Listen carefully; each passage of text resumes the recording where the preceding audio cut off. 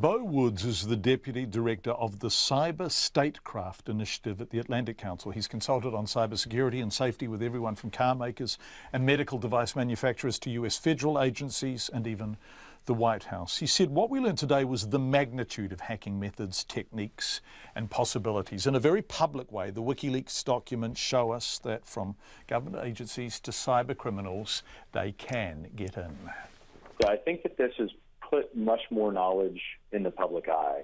If you talk to people in the cyber policy community, the cybersecurity community, one of the things that's apparent in some of my contacts is that while we knew or suspected that this type of activity was going on, the proliferation of different methods of conducting these activities, that it's not been widely known or widely expected. There's a general principle in cybersecurity that anything with software has flaws, right? It's a natural consequence of software development.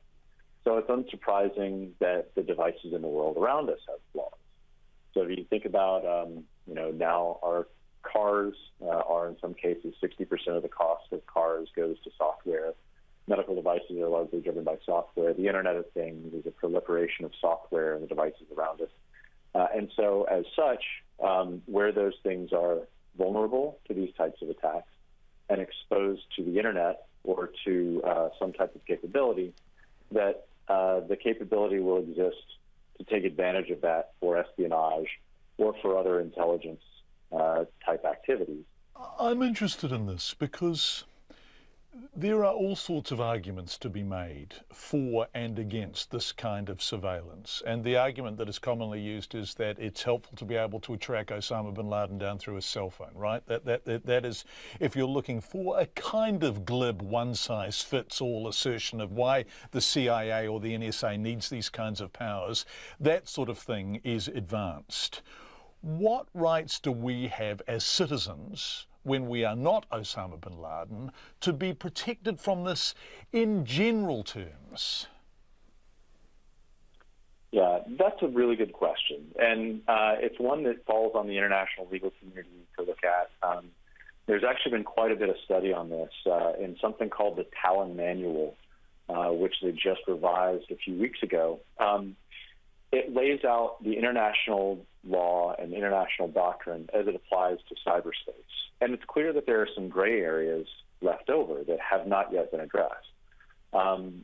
Microsoft just recently called for the need for a digital Geneva Convention. That is an international document that's attested to by nations of how they will respect individual rights and individual people's safety within cyberspace.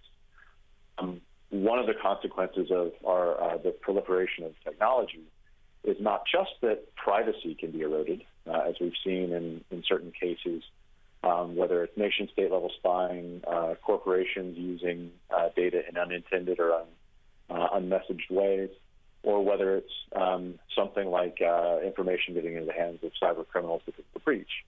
One of the most pressing consequences is the capability to commandeer some of this technology, for instance, medical devices. So if an adversary is able to connect to a medical device that's in use by a patient, they could use that device in ways the manufacturer didn't intend to actually do harm. When you think about an individual case of harm, that's scary.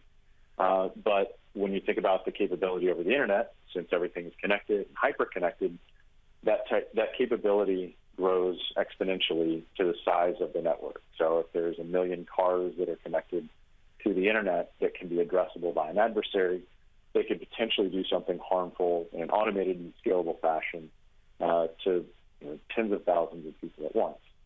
And I think that's where the forefront of some of the security research is looking at potential consequences to public safety and human life that come from the security or insecurity of some of the Internet of Things devices. Woods from the Atlantic Council.